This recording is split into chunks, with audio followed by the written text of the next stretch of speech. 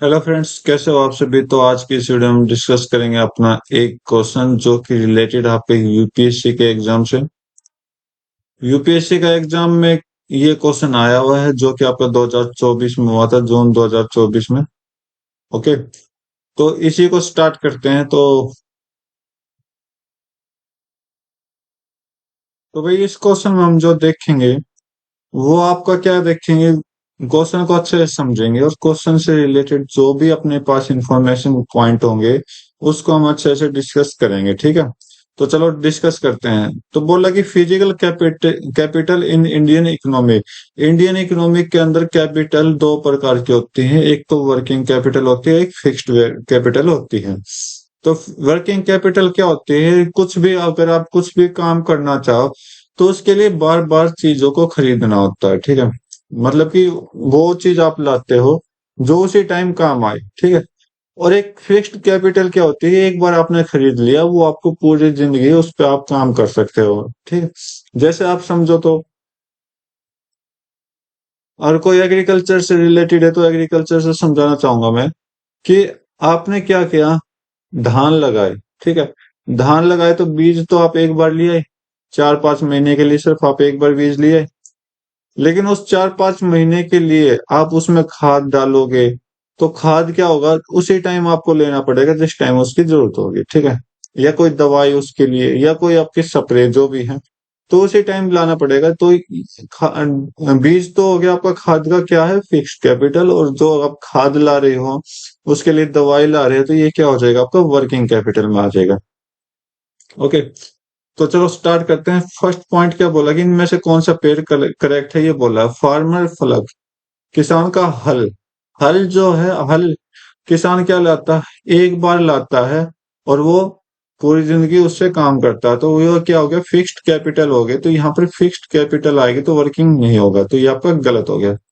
Computer, computer आप क्या करोगे, कोई भी इंडिविजुअल कोई भी कंपनी आप स्टार्ट कर रहे हो तो वो एक आप पहले लाओगे और फिर उससे पूरी जिंदगी काम करोगे, तो ये तो फिक्स्ड कैपिटल हो जाएगी। ठीक है, अब बोला कि yarn यूज बाय वीवर, मतलब कि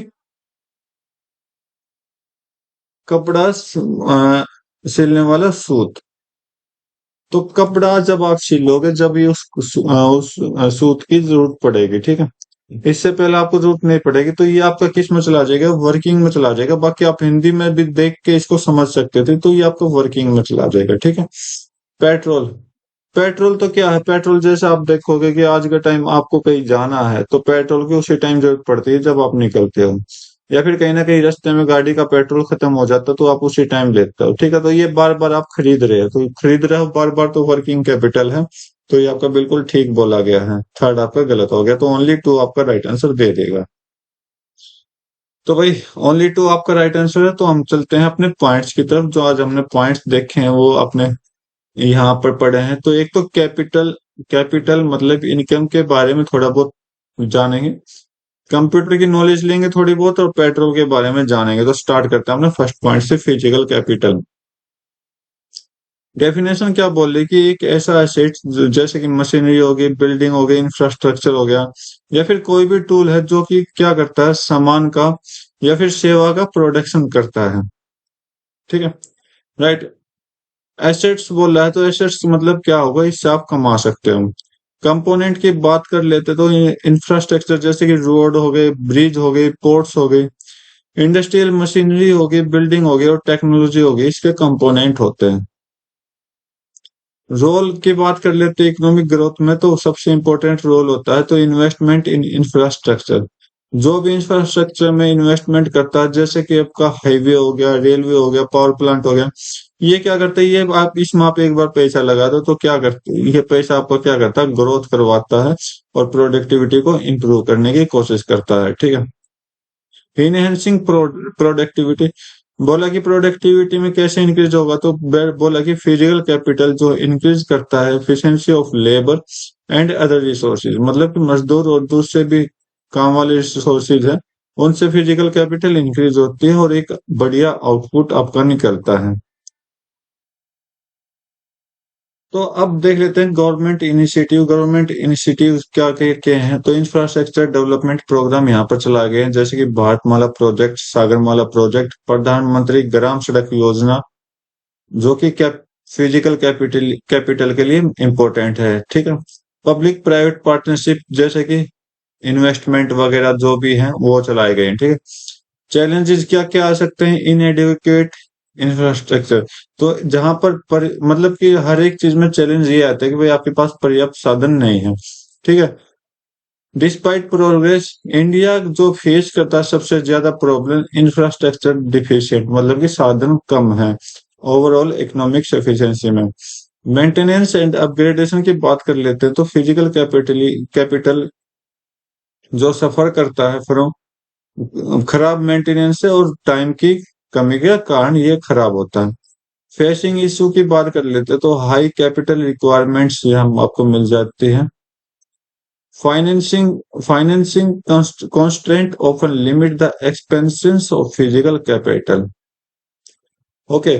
तो लिमिट द एक्सपेंशन बोला कि आपको एक खर्चा उतना बता दिया करो, आप उस खर्चे के अकॉर्डिंग ही काम करोगे, इसके अलावा आप काम नहीं करोगे। ठीक है। इम्पैक्ट ऑफ एम्प्लॉयमेंट और लिवलीहुड, तो इम्पैक्ट क्या पड़ेगा भाई? जॉब क्रिएशन करेगा। अगर जितनी ज्यादा फिजिकल कैपिटल होगी उतने ज्यादा कंस्ट्रक्शन होंगे, उतने ज्यादा प्रोजेक्ट होंगे और उतने ज्यादा क्या होंगे? एम्प्लॉयमेंट जनरेट होगा। ठीक है।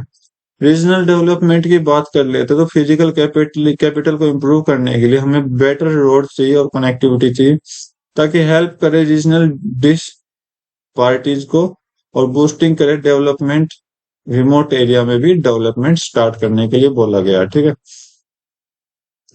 आगे बात कर लेते हैं, तो रिलेशन ह्यूमन कैपिटल का रिलेशन पूछा है। कंप्लीमेंटरिटी, कंप्लीमेंटरिटी मतलब क्या होगा?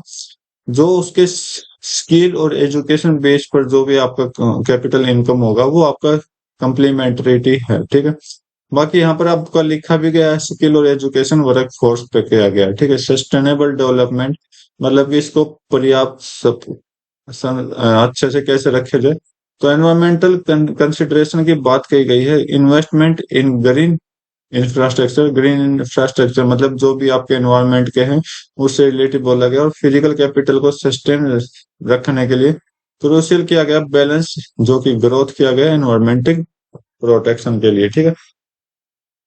तो ये था अपना क्या, फिजिकल कैपिटल। तो थोड़ा बहुत कंप्यूटर के बारे में जान लेते हैं। उम्मीद करता हूँ आपने पढ़ा होगा और उससे रिलेटेड आप अपने टॉपिक दोबारा कवर कर पाओगे कंप्यूटर के बारे में। कंप्यूटर क्या है? कंप्यूटर एक इलेक्ट्रॉनिक डिवाइस है जो कि डाटा प्रोसेस करता है, कन्वर्ट करता है इंफॉर्मेशन को और परफॉर्म करता है किसी काम को अच्छे से। ठीक है। किसके द्वारा? एक सॉफ्टवेयर के द्वारा। ठीक है।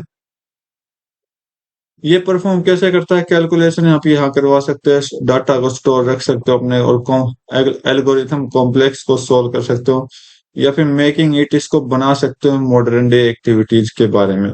जैसे कि ये किसी को फोटो का शौक है तो वो फोटो एडिटिंग वगैरह कर सकता है। ठीक है। कंपोनेंट ऑफ कंप्यूटर क्या है? हार्डवेयर और सॉफ्टवेयर दो हैं। तो physical part of computer hardware कहलाता है, जैसे कि आपका सीपीयू हो गया, मॉनिटर हो गया। सीपीयू की फुल फॉर्म याद रखना, सेंट्रल प्रोसेसिंग यूनिट, बार बार पूछी जाती है। कीबोर्ड, माउस और स्टोरेज डिवाइस में। ठीक है। सॉफ्टवेयर की बात करें तो प्रोग्राम, जो कि प्रोग्राम और ऑपरेटिंग सिस्टम होते हैं हार्डवेयर के अंदर और कुछ काम करते हैं, वो आपका सॉफ्टवेयर हो जाएगा। टाइप ऑफ कॉपी की बात कर ले तो सुपर कंप्यूटर हो गया। सुपर कंप्यूटर क्या करता है? पावरफुल कंप्यूटर होता है। ये कॉम्प्लेक्स सिमुलेशन, कॉम्प्लेक्स मतलब कि बहुत ज्यादा जगह इसको चाहिए, लाइक क्लाइमेट मॉडलिंग और साइंटिफिक रिसर्च के लिए। ठीक है। मेन फ्रेम की बात होता है तो लार्ज होता है, पावरफुल कंप्यूटर होता है। ठीक है। जो कि बल्क डाटा प्रोसेसिंग पे चलता है। पर्सनल कंप्यूटर की बात कर लेते तो आज के टाइम हर एक के पास अपना पर्सनल कंप्यूटर मिल जाएगा। लैपटॉप और टैबलेट की बात कर लेते हो तो ये क्या करता है? पर्सनल कंप्यूटर की तरह काम करता है। ठीक है। सीपीयू के बारे में बात कर लेते हैं। सीपीयू क्या है? आपका ब्रेन ऑफ कंप्यूटर कहलाता है, जिसका रिस्पॉन्सिबल जो रिस्पॉन्स करता है अपने एग्जीक्यूटिव इंस्ट्रक्शन और प्रोसेसिंग डाटा को। ये दो यूनिट गेन रखता है, तो एक तो आपका अर्थमेटिक लॉजिकल यूनिट जिसे हम एएलयू बोलते हैं, कंट्रोल यूनिट जिसे हम सीयू बोलते हैं, ठीक है। तो ये फुल फॉर्म जितनी भी है ना याद कर लेना, बाकी थोड़ा बहुत समझ के अंडरस्टैंडिंग करके अपने कंप्यूटर की नॉलेज को गेन करना। तो मेमोरी के बारे में डिस्कस कर लेते हैं। तो मेमोरी आपके तीन प्रकार की होती है, राम, रोम और डिस्क, ठीक है। राम क्या है? रैंडम एक्सेस मेमोरी, जो कि आपकी एक टेम्परेरी मेमोरी होती है डाटा को स्टोर करने के लिए। ये कुछ दिन के बाद डाटा डिलीट कर देता है। जैसे कि आपने अपने कंप्यूटर से, लैपटॉप से डाटा डिलीट करना है, वो कहाँ जाएगा? कहा जाता है, एक ऑप्शन होता है, पता नहीं कौन सा ऑप्शन होता है, रिसाइकलिंग बिन। तो सबसे बेस्ट एग्जांपल है रिसाइकिल, कुछ ऐसा एग्जांपल होता है। रोम, रोम जिसे हम बोलते हैं रीड ओनली मेमोरी, जो कि परमानेंट स्टोरेज रखता है। मतलब कि लैपटॉप या कंप्यूटर में स्टार्टिंग से जो स्टोरेज रखा जाता है उसे हम रीड ओनली मेमोरी में रखते हैं। हार्ड डिस्क ड्राइव या सॉलिड स्टेट ड्राइव, जो कि लॉन्ग टर्म स्टोरेज डिवाइस है, जैसे कि स्टोर फाइल हो गया, यूज सॉफ्टवेयर हो गया, ऑपरेटिंग सिस्टम हो गया। इसका एग्जांपल आप ले सकते हो, तो चिप ले लो, ठीक है, या फिर पेन ड्राइव वगैरह जो भी हैं ये ले लो, ठीक है। तो भाई यहाँ पर आप देखोगे कुछ ऑपरेटिंग सिस्टम इसमें होते हैं, जैसे कि आपकी विंडो हो गई, जो आज के टाइम चलाते हो आपका मैक ओएस होगा। तो मैक ओएस, जैसे कि आपने सुना होगा मैक बुक, जो कि एक जस्ट आपका लैपटॉप की तरह होता है। लिनक्स, ये सारे क्या है? विंडोज, एंड्रॉइड हो गए, ये सॉफ्टवेयर आपके जो है ऑपरेटिंग करते हैं अपने सिस्टम को, आपके सिस्टम में। नेक्स्ट देख लेते हैं इनपुट और आउटपुट डिवाइसेस। तो इनपुट और आउटपुट तो सिंपल होगा। तो इनपुट वो होते हैं जो कंप्यूटर के अंदर डाटा को हम यूज करते हैं, ठीक है। तो इनपुट डिवाइस आपके क्या क्या होंगे? जैसे कि कीबोर्ड हो गया, माउस हो गया, स्कैनर हो गया। तो ये क्या होंगे? जो अंदर अपने को नोटिस करते दिखाई देगा, तो वो आपका इनपुट हो जाएगा। आउटपुट डिवाइस की बात कर लें, जिस पर हमारा रिजल्ट जाता है, मतलब हमें दिख जाता है, हमारा रिजल्ट बाहर आता है, जैसे कि मॉनिटर हो गया, प्रिंटर हो गया, स्पीकर हो गया, ठीक है। नेटवर्किंग और इंटरनेट की बात कर लेते हैं। तो कंप्यूटर जो है कनेक्ट रहता है पूरे नेटवर्क से और कम्युनिकेशन से, और डाटा अपना एक्सचेंज करता रहता है, ठीक है। इंटरनेट क्या है? ग्लोबल नेटवर्क है, जो कि मिलियंस ऑफ कंप्यूटर को कनेक्ट रखता है। और ये क्या करता है? वास्ट अमाउंट ऑफ इंफॉर्मेशन और सर्विस देता है, ठीक है, बहुत ही ज्यादा। सॉफ्टवेयर एप्लीकेशन की बात कर लेते हो, सिस्टम सॉफ्टवेयर और एप्लीकेशन सॉफ्टवेयर। तो सिस्टम में क्या देखोगे? तो ऑपरेटिंग सिस्टम करता है, यूटिलाइट प्रोग्राम करता है, ठीक है। एप्लीकेशन की बात करें तो कुछ टास्क काम करता है एप्लीकेशन। एप्लीकेशन आप देखोगे अलग अलग तरह के एप्लीकेशन, जो आप जिस अभी आप काम ले सकते हो, ठीक है। जैसे आपका ये हो गया वर्ड प्रोसेसिंग हो गया, स्प्रेडशीट हो गया, जो कि आप एमएस एक्सेल बोलते हो।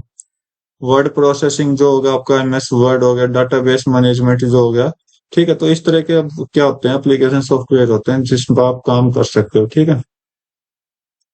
यहाँ पर साइबर सिक्योरिटी के बारे में देखो, तो साइबर सिक्योरिटी क्या होता है? जो कि नेटवर्किंग एक्सेस होता है, जितना मतलब कि अनयूज एक्सेस होता है नेट, इंटरनेट पर, उस पर काम करता है। तो ये क्या करता है? Technology use to protect and network, protect करता है आपके कंप्यूटर को, कहाँ से? अनऑथोराइज एक्सेस से, अटैक्स और डाटा ब्रांचेस से।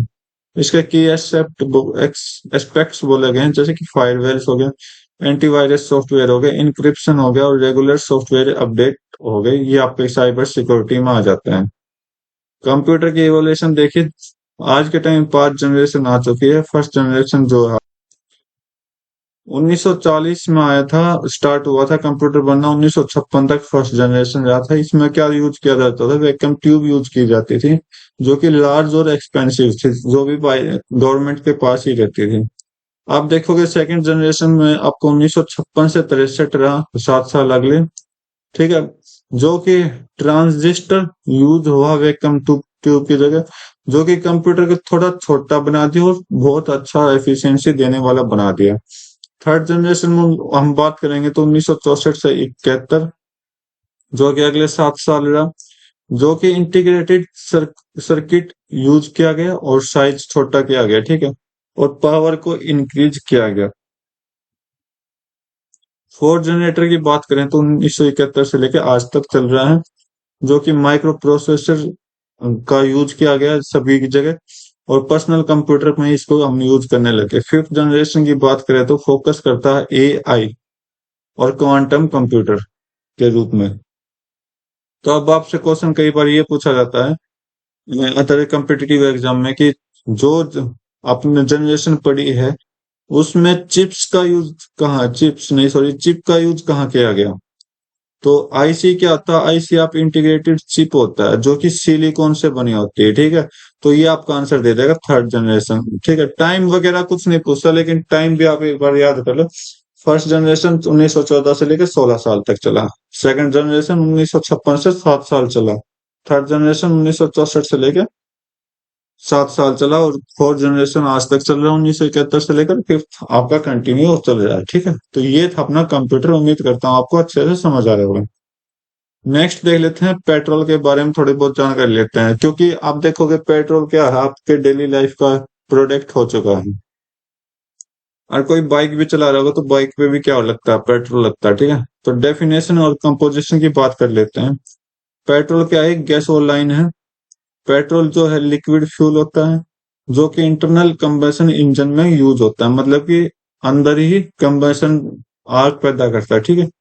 कंपोजिशन की बात कर लेते हैं, जैसे कि क्रूड ऑयल और हाइड्रोकार्बन्स, एल्कलीन्स, कोयलो एल्कलीन्स, एरोमेटिक हाइड्रोकार्बन, ये इसके कंपोनेंट है जो जिससे कि पेट्रोल बनता है। तो कई बार क्वेश्चन आया जाता है एरोमेटिक हाइड्रोकार्बन से, ये क्या होता है, पेट्रोल होता है, ठीक है। पूछ लिया जाता है पेट्रोल, डीजल, गैस या फिर अदर, ठीक है। ऑप्शन आए, क्वेश्चन शायद आया हुआ ये। प्रोडक्शन एंड रिफाइनिंग की बात कर लेते हैं। Crude oil extraction, crude oil जब भी आप निकालते हो तो क्रूड ऑयल निकालते हो जिसमें मिक्सर होता है।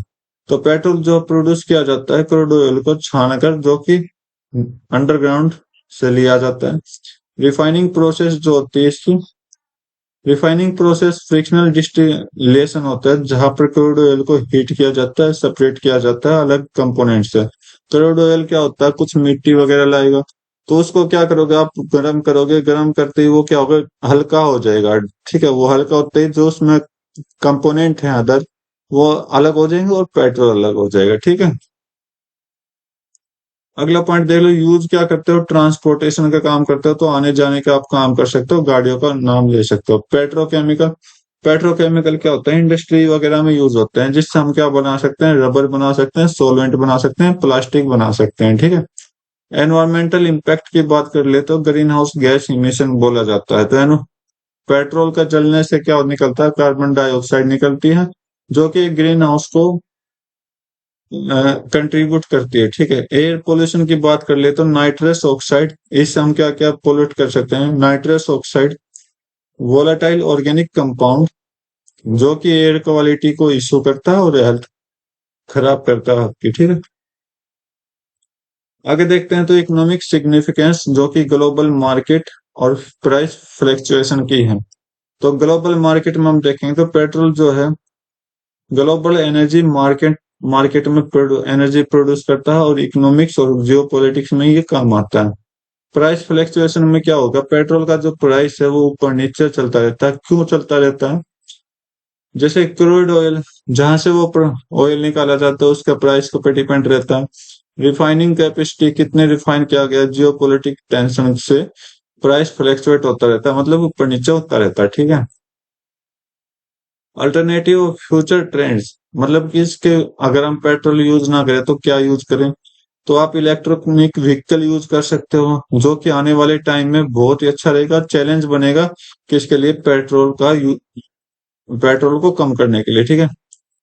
पेट्रोल की जगह आप बायोफ्यूल भी यूज कर सकते हो। बायोफ्यूल जैसे कि आपका इथेनॉल हो गया, ये रिड्यूस करेगा डिपेंडेंसी ऑफ फॉसिल फ्यूल को, ठीक है, ठीक है।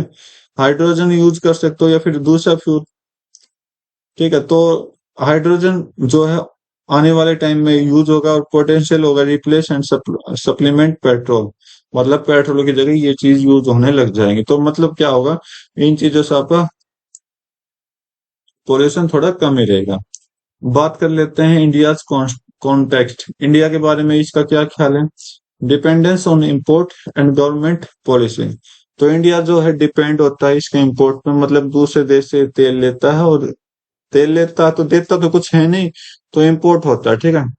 इंडिया इंपोर्ट करता है पोर्शन ऑफ क्रूड ऑयल और प्राइस पेट्रोल प्राइस बनाता है और सप्लाई करता है valuable to global market fluctuation में। ठीक है। गवर्नमेंट पॉलिसी क्या होती है, जैसे कि नेशनल बायोफ्यूल पॉलिसी इसके ऊपर काम कर रही है। इलेक्ट्रिक व्हीकल रिड्यूस करता है पेट्रोल के और एनर्जी सिक्योरिटी पर काम करता है। तो ये था आज के टॉपिक। उम्मीद करता हूँ आपको समझ आएगा। तो आज की वीडियो में बस इतना रखते हैं। मिलते हैं अपनी नई वीडियो में नए क्वेश्चन के साथ। तब तक के लिए thank you. Have a nice day. जय हिंद।